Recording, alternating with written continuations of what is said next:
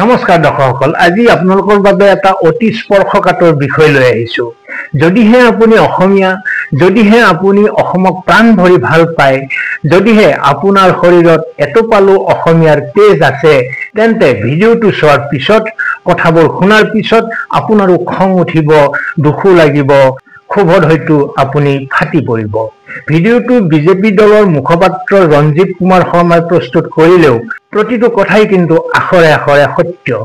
আহক প্ৰথমতে শুনি লওঁ, তাৰ পিছত আমিও বিষয়টো সন্দৰ্ভত আলোচনা কৰিম আৰু আপোনালোকেও আপোনালোকৰ অভিমত ৰাখিব পাৰিব কমেণ্ট বক্সত।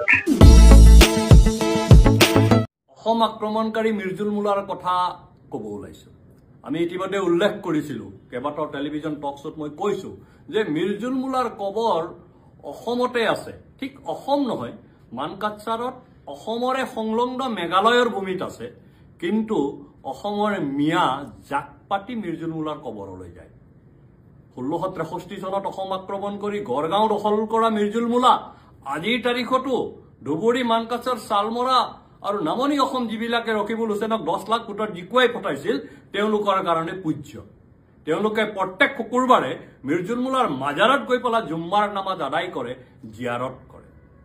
আমাৰ প্ৰশ্নটো হ'ল, যিসকল লোকে নিজকে অসমীয়া বুলি ক'ব খোজে আওপাকে, নিজকে অসমীয়া সংস্কৃতিৰ এটা অংশ বুলি ক'ব খোজে, তেওঁলোকে অসম আক্ৰমণকাৰী, অসম ধ্বংসকাৰী মিৰ্জুল মুলাৰ কবৰত গৈ তেওঁলোকে কি কৰে? জিয়াৰত কৰে আৰু শুকুৰবাৰে শুকুৰবাৰে জুম্মাৰ নামাজ আদায় কৰে।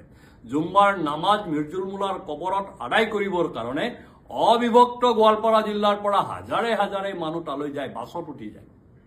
আৰু সেই গোটেই ব্যৱস্থাটো পৰিচালনা কৰিবৰ কাৰণে মানকাছাৰৰ অসমত বসবাস কৰা, অসমৰ পবিত্ৰ ভূমিত বসবাস কৰা ৭৫ জন মিয়াক লৈ এটা পৰিচালনা সমিতি আছে। আপোনালোকে জানে নে নাজানে মই নাজানো, কিন্তু মানকাছাৰত এটা কামাখ্যাৰো মন্দিৰ আছে, ঠিক মিৰ্জুল মুলা কবৰৰ ওচৰতে।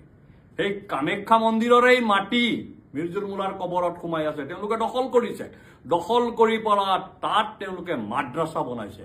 সেই মাদ্ৰাছাত ২৫০তকৈ বেছি ছাত্ৰ ছাত্ৰী আছে, ২৫ জন শিক্ষক আছে। সেই ২৫ জন শিক্ষকৰ দৰমহা মানকাছাৰৰ বজাৰৰ পৰা সাপ্তাহিক হিচাপত তোলা হয়। তেওঁলোকে টেক্স লগাইছে মানকাছাৰৰ বজাৰত, দক্ষিণ খালমৰাৰ বজাৰত, ফুলবাৰীৰ সাপ্তাহিক বজাৰত টেক্স ইম্প'জ কৰে। আৰু তাত যিবিলাক মানুহ বজাৰ কৰিবলৈ, বিক্ৰী কৰিবলৈ আহে সামগ্ৰী, বেছিভাগ মানুহে গাৰো পাহাৰৰ পৰা যায়। তেওঁলোক গাৰো মানুহ, বেছিভাগ মানুহে তাত হিন্দু মানুহ, দোকান পোহাৰ মেক্সিমাম হিন্দু মানুহৰ আছে। সেই মানুহখিনি তেওঁলোকৰ মিয়া মুছলমানৰ সেই অঞ্চলটোত জনসংখ্যা বেছি। খালি বজাৰ অঞ্চলত হিন্দু মানুহ কিছু আছে, তেওঁলোকে ব্যৱসায় কৰি থাকে। সেই মানুহখিনিক তেওঁলোকৰ জনসংখ্যাৰ ধমকি দি, তেওঁলোকৰ বাহুবল দেখুৱাই সেই মানুহখিনিৰ পৰা টকা সংগ্ৰহ কৰি তেওঁলোকে মিৰ্জুল মুলাৰ কবৰত তেওঁলোকে থকা মাদ্ৰাছা চলায়। আচৰিত হ'ব লগা, যি আহোম সাম্ৰাজ্যৰ ওপৰত মিৰ্জুল মুলাই আক্ৰমণ কৰিছিল, সেই আহোমসকলৰ মৈদামো ইমান ধুনীয়াকে হয়তো ৰখা হোৱা নাই। আহোম স্বৰ্গদেউসকলৰ মৈদামো ইমান সুন্দৰকৈ সজাই পৰাই, ইমান সুন্দৰ ব্যৱস্থাৰ মাজত আজিৰ তাৰিখত ৰখা হোৱা নাই। কিন্তু মিৰ্জুল মুলাৰ সেই কবৰ, সেই মাজাৰ মিয়াই ইমান সুন্দৰকৈ ৰাখিছে, এইটো সঁচাকৈ চাবলগীয়া। যিসকল লোকে অসমৰ ভাষা সংস্কৃতিত আমি মিলি গৈছো বুলি দাবী কৰে, তেওঁলোকে মিৰ্জুল মুলাৰ কবৰত যায়, মিৰ্জুল মুলাৰ কবৰত গৈ জিয়াৰত কৰে, জুম্মাৰ নামাজ আদায় কৰে। সেই মানুহসকল কেনেকে অসমীয়া হ'ব পাৰে? সেই মানুহসকলে কেনেকে অসমীয়া সংস্কৃতি গ্ৰহণ কৰিব পাৰে? মোৰ প্ৰশ্ন সেইটো। এই মানুহবিলাকক আমি কি বুলি কওঁ? অসম আক্ৰমণকাৰী মিৰ্জুল মুলাৰ কবৰ তেওঁলোকৰ কাৰণে পবিত্ৰ ভূমি, লাচিত বৰফুকনৰ মৈদাম নহয়, শংকৰদেৱৰ জন্মস্থান ভটদ্ৰৱা নহয়, মহাপুৰুষ মাধৱদেৱ তেওঁলোকৰ কাৰণে পবিত্ৰ ব্যক্তি নহয়, তেওঁলোকৰ পূৰ্বপুৰুষ নহয়।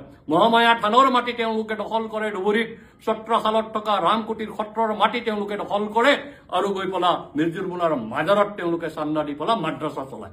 এই মানুহখিনিক এতিয়া চিনাক্ত কৰাৰ সময়।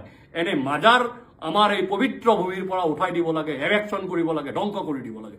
এনে মাজাৰ আমাক প্ৰয়োজন নাই। যি মিৰ্জুল মুলাই আমাক আক্ৰমণ কৰিছিল, নামনি অসমৰ কেইবাশ বিষ্ণু মন্দিৰ ধ্বংস কৰিছিল, সেই মিৰ্জুল মুলাৰ মাজাৰ আমাৰ এই পবিত্ৰ ভূমিত কিয় থাকিব? আমাৰ প্ৰশ্ন, সমাজে সেই পবিত্ৰ ভূমিৰ পৰা মিৰ্জুল মুলাৰ মাজাৰ ধ্বংস কৰিব লাগে। যদি চাউথ চালমৰা, ধুবুৰী, ফুলবাৰী, মানকাছাৰৰ মিয়া অসমীয়া হৈছে, তেতিয়াহ'লে তেওঁলোকে ফটোৱা জাৰি কৰক, আজিৰ পৰা আৰু কোনো মিয়া সেই মাজাৰলৈ নাযায়। যদি দম আছে, জমিয়তে কওক, যদি দম আছে তবলিগী জামাতৰ অসম ইউনিটে কওক যে কোনো মিয়া তাত যাব নালাগে, কিন্তু তেওঁলোকে সেই কামটো নকৰে।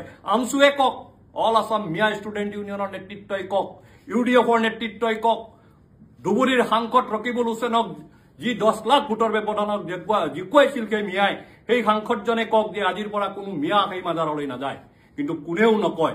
আমি প্ৰত্যাহ্বান জনাইছো মুছলমান সমাজৰ পৰাই সেই দাবী উঠি আহক, মিয়াৰ মাজৰ পৰাই সেই দাবী আহক। যিসকলে নিজকে দেশী বুলি ভাবে সেই দেশী বুলি ভাবাবিলাকে সেই দাবী তোলক যে এই মাজাৰ আমাক নালাগে, এই মাজাৰত যোৱা মানুহবিলাক অসমীয়া নহয়, সেই দাবী তোলা হওক। কিন্তু এই দাবী যে তুলিব মোৰ মনে নলয়। দৰ্শকসকল, ৰঞ্জীৱ কুমাৰ শৰ্মাই কোৱা কথাবোৰ শুনিলে বহুতে হয়তো ক'ব বিচাৰিব যে এয়া বিজেপি দলৰ মুখপাত্ৰই কৰা অপপ্ৰচাৰ। আমিও কামনা কৰো এই কথা মিছা প্ৰতিপন্ন হওক, কিন্তু মিছা জানো? ইণ্টাৰনেট গুগল চাৰ্চ কৰিলে সকলো কথা পৰিষ্কাৰ হৈ পৰা দিনত সঁচা কথা এটা কেনেকৈ ঢাকি থব পাৰিব কোনোবাই? মই আকৌ কৈছো, যাৰ অন্তৰত কিঞ্চিত মানুহ দেশপ্ৰেম আছে, যিয়ে অসমক প্ৰাণ ভৰি ভাল পায়, তাৰ কাৰণে এনেবোৰ কথা নিশ্চয় সহিব নোৱাৰাকৈ অসহনীয়। এইবোৰ মানুহে লাচিত বৰফুকনক জানে নে নাজানে, অথবা লাচিতৰ সূৰ্য বীৰ্যক স্বীকাৰ কৰে নে নকৰে, চৰাইদেউ মৈদাম বা লাচিতৰ সমাধিৰ প্ৰতি তেওঁলোকৰ কিমান আগ্ৰহ বা কিমান শ্ৰদ্ধা আছে, আমি সেই কথা কোনেও নাজানো, আমাৰ জনাৰ উপায়ো নাই। কিন্তু সেই লাচিতৰ সৈতে যুদ্ধত প্ৰবৃত্ত হোৱা অসম মাতৃক আক্ৰমণ কৰা মহাশত্ৰু মীৰ জুমলাক তেওঁলোকে ভালদৰে জানে, ভালদৰে চিনি পায়। কেৱল জনাই নহয়, মীৰ জুমলাৰ প্ৰতি তেওঁলোকৰ কেনে সন্মান বা শ্ৰদ্ধা সেয়া ৰঞ্জীৱ শৰ্মা ডাঙৰীয়াই ইতিমধ্যে বিস্তৃতভাৱে বিৱৰণ কৰিলে। তেনেহলে মীৰ জুমলাৰ দৰে অসম আক্ৰমণকাৰী এজনক সন্মান প্ৰদৰ্শন কৰা মানুহ কেনেকৈ অসমীয়া হ'ব পাৰে? যিটো সময়ত সমন্বয়ৰ স্বাৰ্থ আগত ৰাখি শংকৰ মাধৱৰ পৰা মাধৱ আঁতৰাই শংকৰ আজান কৰা হ'ল, সেইটো সময়ত একাংশই লাচিত বৰফুকনক বৃদ্ধাংগুষ্ঠ দেখুৱাই মীৰ জুমলাৰ বন্দনা কৰি কেনেকৈ অসমীয়া হ'ব পাৰে?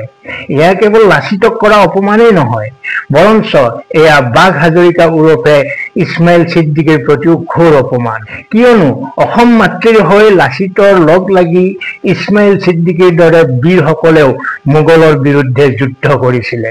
এনেবোৰ কথা পাতিলে সাম্প্ৰদায়িকতাৰ ৰহন সানি মুখবোৰ বন্ধ কৰিব বিচৰা হয়, কিন্তু ইয়াত ধৰ্মৰ কথা নাহে। অসমৰ সমাজ জীৱনৰ সৈতে বিলীন হৈ যোৱা লাখ লাখ ইছলাম ধৰ্মী অসমীয়াই আজিও বন্দনা কৰে লাচিত বৰফুকনক। যি নহওক, অসম আক্ৰমণকাৰী মীৰ জুমলাক সন্মান জনাই তেওঁলোকে পৰোক্ষভাৱে মুখ্যমন্ত্ৰী ডক্টৰ হিমন্ত বিশ্ব শৰ্মাই কৈ থকা কথাবোৰকে, কৰি থকা কামবোৰকে যেন মান্যতা প্ৰদান কৰিছে। মই মুখ্যমন্ত্ৰী হৈ থকালৈকে অসমত মিয়া শান্তিত থাকিব নোৱাৰে, এইটো পাক্কা কথা। সেয়ে মুখ্যমন্ত্ৰীৰ ভাষাৰে আমিও কওঁ, মীৰ জুমলাক বুকুত ঠাই দিয়াসকল কেতিয়াও অসমীয়া হ'ব নোৱাৰে। বাকী আপোনালোকে আপোনালোকৰ অভিমত নিশ্চয় কমেণ্ট বক্সত ৰাখিব। খুব স্পৰ্শকাতৰ বিষয় এটা, সময় থাকোঁতে আমি এইবিলাক ক্ষেত্ৰত মাত মাতিব লাগিব, হয় তেওঁলোকক আমি বুজাব পাৰিব লাগিব, আৰু নহ'লে উচিত ব্যৱস্থা আমি ল'ব পাৰিব লাগিব। গতিকে আকৌ কৈছো, আপোনালোকৰ কমেণ্ট আপোনালোকে নিশ্চয় কৰিব। ভালে থাকক, কুশলে থাকক, ধন্যবাদ।